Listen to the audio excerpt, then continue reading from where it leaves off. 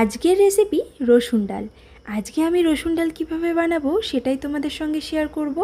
আর এই রসুন ডাল প্রায় বাড়িতে সবাই খেয়েছো, তাই জন্য আর নতুন করে বলার কিছু নেই। তবে এই রসুন ডাল খেতে এত ভালো লাগে সেটা কি বলবো, অন্যান্য ডালের থেকে রসুন ডালের টেস্টটা কিন্তু একদম আলাদা হয়। এখানে আমি ডাল নিয়ে নিয়েছি, ডালটাকে আগে ভালো করে ধুয়ে পরিষ্কার করে সেদ্ধ করতে বসিয়ে দিয়েছি। আর কিছুটা নুন দিয়েছিলাম যাতে ভালোভাবে সেদ্ধ হয়। কিছুটা ডাল সেদ্ধ হয়ে যাওয়ার পরেই আমি রসুনগুলো দেব, না হলে রসুন আর ডাল একসাথে সেদ্ধ হয়ে গেলে ডালটা যখন ঘাটবো তখন রসুনটাও ঘেটে যাবে। সেই জন্য আমি কিছুক্ষণ পরে দেওয়াতে ডাল সেদ্ধ হয়ে যাবে আর রসুনেরও অর্ধেক সেদ্ধ হবে। দেখো ডালটা খুব সুন্দর সেদ্ধ হয়ে গেছে। এবার ডালটা আমি ঘেটে দিচ্ছি।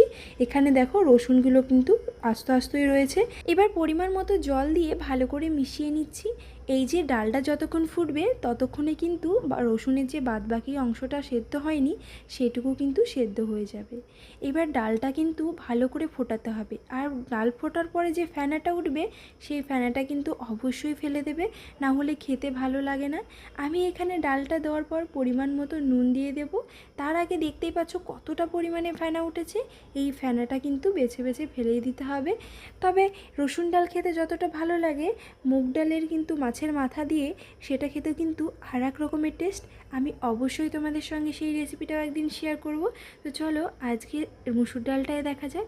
এবার কয়েক টুকরো কাঁচা লঙ্কা আমি এখানে চিড়ে নিয়ে নিয়েছি, এবার সেগুলো দিয়ে দিলাম। এবার পরিমাণ মতো নুন আর একটু হলুদ দিয়ে আবারও ভালো করে ডালটাকে ফোটাবে। কথায় বলে ডাল যত জাল হবে তত নাকি ডালের টেস্টটা বাড়বে।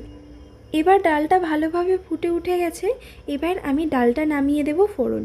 হ্যাঁ, এই মুসুর ডালে অনেকে পেঁয়াজ ফোড়নও দেয়, তবে আজকে আমি আর পেঁয়াজ ফোড়ন দিইনি, শুধু শুকনো লঙ্কা আর 5 ফোড়ন দিয়েছি। শুকনো লঙ্কা আর 5 ফোড়নেই আজকে ফোড়ন দিয়ে দিলাম, পেঁয়াজ ফোড়ন ছাড়াই। তবে এই ডালটা এত ভালো খেতে লাগলো সেটা কি বলবো। আমি কিন্তু ডালটা আজকে ঘন করিনি। মুসুর ডালের একটা রসুন ডাল হয় যেটা একদম ঘন আর ডালগুলো ঘেটে না দিয়ে, এই রকম করে একদিন রান্না করে অবশ্যই তোমাদেরকে দেখাবো। আজকে এই পাতলা পাতলা মুসুর ডাল খেতে এত ভালো হয়েছিল সেটাই তোমাদের সঙ্গে শেয়ার করলাম। তো ভিডিওটা কেমন লাগলো অবশ্যই কমেন্টে জানাবে। ভালো লাগলে লাইক করবে, শেয়ার করবে আর সাবস্ক্রাইব করবে। যারা ফেসবুক পেজ থেকে দেখছো তারা কিন্তু অবশ্যই ফলো করবে।